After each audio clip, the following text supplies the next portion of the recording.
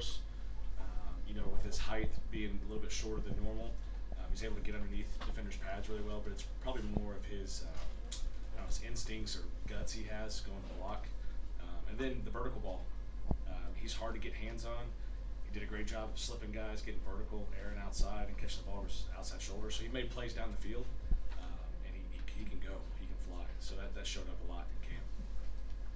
Chase Tyler was a late enrollee this summer, but seems like he's made his mark in fall camp as well. What does he bring to the wide receivers room? Chase is a football playing dude. When he first got here, shows you the leadership we have in that room with Jordan Moore. I told him, I said, hey, I want you to be right behind Jordan Moore and do exactly what he does. Train exactly like he does, do everything like he does, and you'll be fine. So he's done that. And he's made some leaps, especially as a freshman coming in just in the summertime. This is our first time talking to you since the quarterback decision was made. Yeah. What stood out with Malik? I know he said he felt like things were starting to click for him since that first scrimmage, that maybe he was kind of getting out of his own head a little bit. What did you see? I think it's just an overall comfortability with the offense. Things start clicking, you start seeing holes, you start knowing where guys are running to. I think you start getting a mastery of things, and so you're not just saying, oh, where do I have a guy running? You're reacting, and that's what I saw from him the last 2 weeks of camp. Was a guy that was kind of like, okay, where are guys running to guys being able to react and get the ball where it's supposed to go fast in that role. One thing that Manny said too is that he's kind of told him about expectations. He doesn't have to throw on a cape and be Superman or anything out there on the field. What have kind of those conversations been like with him? Some of as much talent as he has, kind of managing those expectations. Well, it kind of is like Superman. He's such a big dude, and he's got such a big arm. He's so talented. And the big thing that I told him is something I learned from Dan Orlovsky is just be a boring quarterback, right? You don't have to go out there and do anything spectacular. Just get the ball where it's supposed to go. And so I just keep telling that over and over again. Just be the boring quarterback. Go out there. If it's supposed to go to check down, it's supposed to be a handoff, it's supposed to go to the spot, just do that. You don't have to do anything else. And then naturally, in the game, a play will show up where you've got to sidestep and throw a great one-on-one ball. And that's where your talent take over. Going back to the wide receivers, Javon Harvey coming over.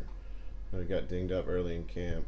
How has he progressed in your offensive scheme? No, he's done really well. I think coming from ODU, and they ran a lot of vertical options in the vertical choice game, and so he's adapted well with us in that world. And the thing that he had to learn for the springtime and the summertime is really more so how to run exact, precise routes, and that's what I saw from him this fall camp. We rotate guys. I mean, guys got to play a lot, so it's not just him. Eli Pankel on that other side too as well. How underrated, in your opinion, Coach, is your receiving core with Hagans and Q and Jordan Moore, and then you get Eli Pankel back this season, who didn't play at all last year? Just how deep and underrated, in your opinion, is your receiving core? I don't know about ratings and all that stuff. I just know this: we got 6 guys we can put on the field, and we feel like we can go execute what we do on offense. Jonathan, do you have a feel for what the strength of this offense is going to be, or is that going to be to be determined when it actually is out there against the different? Play fast. I can tell you that. Get ready to play fast. That's just what we've done on offense the last 10 years, and I can tell you that we'll play fast. Does that entail shuffling players in and out nonstop, or how does it work, sort of? Well, you can't if you shuffle if you sub players in and out, they'll hold the snap for you. So our guys have got to be able to play 6-7 plays in a row, and we're a vertical throw team, so guys can be able to run vertical options, come back, get set, run a run play, block for a spot, run again vertically down the field, and that kind of stuff. So it's I think for them it's just more of when it's your time to go, you go, right? And then when you're off, get a breather, and you're back in, that kind of deal. Is there anybody that's kind of like sent shockwaves throughout the team, or anybody that's just stood out in your opinion? Offensively, it's Jordan Moore. I mean, you just watch him practice every day. You guys have been in practice. He's special. He works every day. He trains like a pro. I'm expecting big things from him. What's the most challenging part of like that very first game when you're transitioning a team into a new offense? What kind of stands out to you as, okay, we got to get through this, and then we'll be good? I think the first thing you got to do is see how the guys play. Right, it's the first time they go out there, the first time they go make mistakes, the first time the quarterback's going to make a bad throw.